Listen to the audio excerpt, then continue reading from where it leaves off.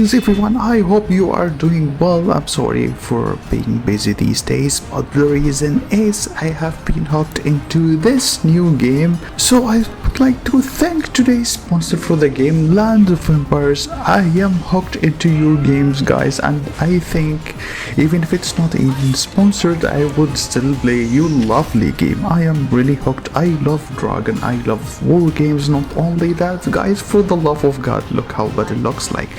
No, this is not one-time bullshit animations like what usually other companies does. This is actually how battle starts. Their battle engine is fixed unlike many other companies, and look at it, just look at it. Infantry, cavalry, archers, this is battle. It shows you exactly how did you lose and how did you win. Without any further ado, let me introduce you this new game, the Land of Empire.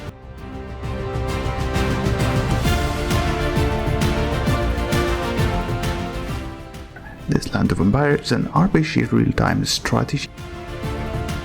It's a base building game. Developers here did put at least 10 times the effort in making the graphics so freaking amazing that you would actually be hooked and never get bored. I mean, you can always watch the battle replay. Not only that guys, look at this. You have a freaking dragon!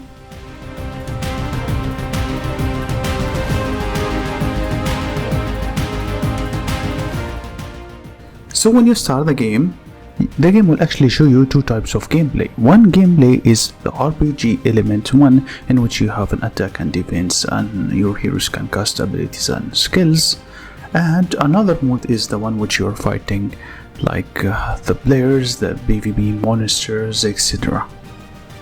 You will start by building up your base and trying to clean the area just like any other game. But you are fighting here the invaders and demon monsters, with they came from a different world, and you are trying to protect your land in here by using the legendary heroes. These legendary heroes are historical well-known heroes like Alcide, Cleopatra, Alexander, etc. There are many really cool heroes, so I can't really advise you which one to choose so far because I like almost all of them and I'm going to summon all of them myself. Early on, and when you keep progressing, you will come through two types of missions. One mission which is straightforward attacking, and another mission which requires you to be in a sneaky mode so you can rescue some civilians that can actually join your army and become your troops.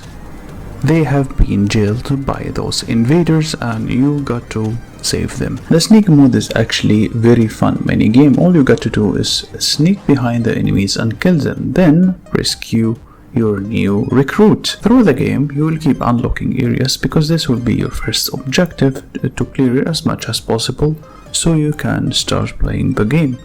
By removing every area and revealing it, you will be able to unlock many features in the game.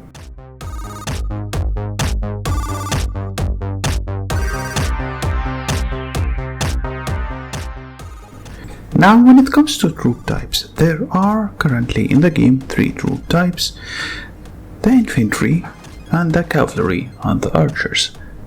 Infantry is known to be the front line, very tanky and high defense. Goes again for the HP, it is high for the HP. As for the cavalry here are the charged units. They have a high attack and less defense and health than the infantry. As for the archer, they are the weakest in terms of HP, of course, because they are the backline, but they hit hard, so hard. If your infantry front line died, then the second line will be the charger horses. Then the second line will be the horse, of course. After the cavalry dies, then your backline is exposed. Once your backline is exposed, you are most likely lost.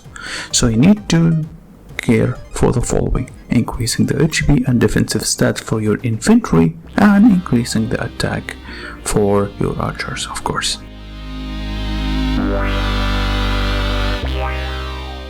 Troops comes in a different tiers. You're starting with a tier 1 as soon as you build the barracks, and whenever you keep progressing and increasing your barracks level, you will unlock more infantry. Unlocking more infantry will of course give you an infantry with way much power than the previous tiers, but keep in mind as soon as you reach Castle 10 you will be able to promote your army, so any army where tier 1 or tier 2 whatever can be upgraded to the latest tier that you are having right now.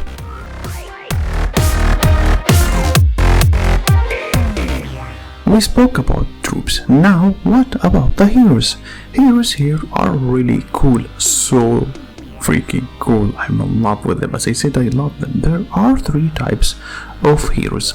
A hero that is for infantry, and a hero for the cavalry, and a hero of course for archers, but all of these heroes increases the stats of their specific troop type. For example, if we use an infantry hero will increase the stats of the infantry troops, obviously, and all of the skills will be most likely affecting that guy's troop and his own health. You know, each hero of those has its basic stats like attack, defense, etc., and it will be affected of course by that. To upgrade them you need skill books. When you use the skill books it will increase the level increases by the Hall of Heroes. Hall of Heroes gets upgraded when you upgrade the main hall of the castle, so it is locked and limited based on how high is that whole level of yours.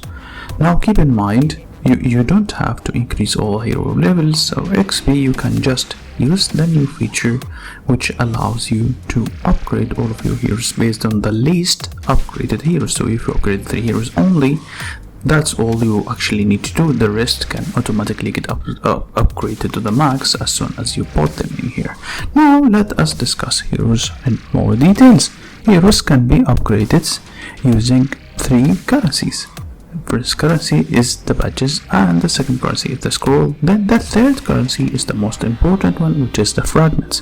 When you get the fragments you can finally upgrade them, unlock milestones, and unlock their skills. The good thing about this game is that you actually get to choose which skill that you want to upgrade first. Once you upgrade that skill first, then that's it. You will be able to unlock many overpowered skills that will help you progress through the game. My personal choice here, if I would ever try to upgrade, I would upgrade the front line because it is what faces the enemy first, because I believe once infantry dies, that's it for me. And I would focus on the attack and attacking skills of the archers. Now keep in mind, these are not only heroes, there are many heroes. For example, you can put a combo that if you wish to have a healer during the battle, a healer can heal your troops, and then this means your infantry will stay for longer time.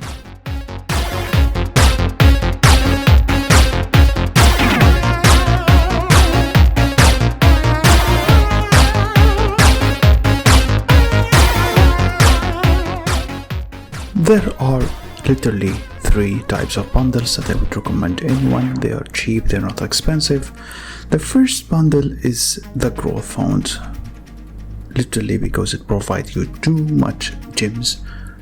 And the second one is those cards. These cards will give you an instant 5,000 of diamonds and will give you daily potions which you are going to need obviously to rally a lot. Finally and obviously, the event bundles.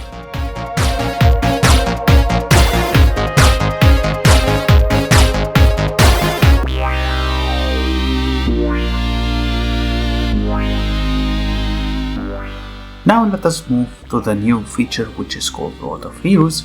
In Road of Heroes you can actually test the potential of your heroes and the progress which you have made on them. If you paid attention to the hero, you will always find the following: a solo skill in which is used versus the environment, which is PvE mode. These skills can only be used during the dungeons or any explorer mission like, while the military skill or troop skill, that's what actually affects your troops in battle.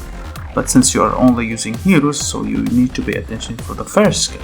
Now in this dungeon you are fighting monsters, and whenever you win you are going to get a currency. This currency can then be later exchanged for more rewards. The dungeon itself is very generous when it comes to the first time rewards, and even unlocks some recruitment stones, and later on when you unlock the hard mode you can even earn some gold fragments unlock skin or even marsh dragon skin for your castle.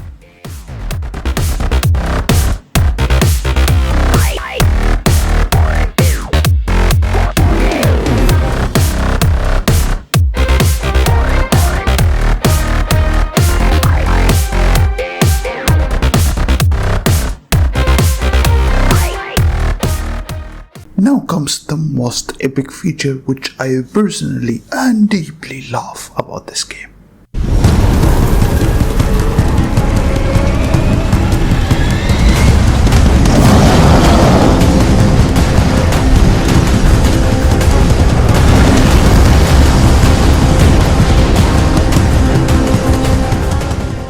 Titanium system is a companion system in on Land of Empire.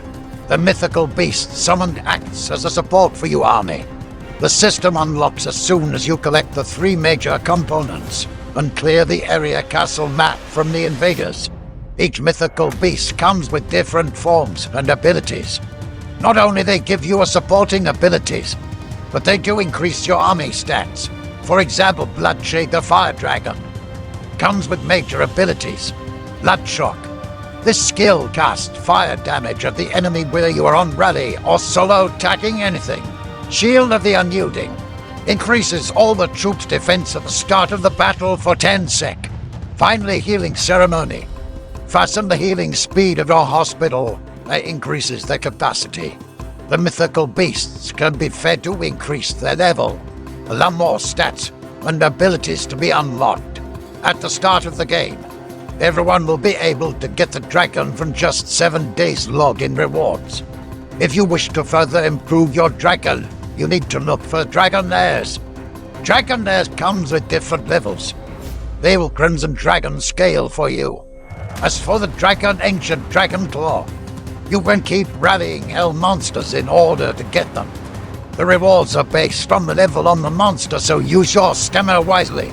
Keep in mind you've got only 5 attacks per day because the attack limits are exhausted.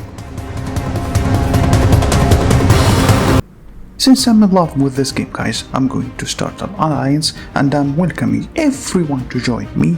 I will leave my Discord below and you guys can contact me and join me and download the game through the link below. And to help you for an instant boost through the game, here is my code. Don't forget to use it.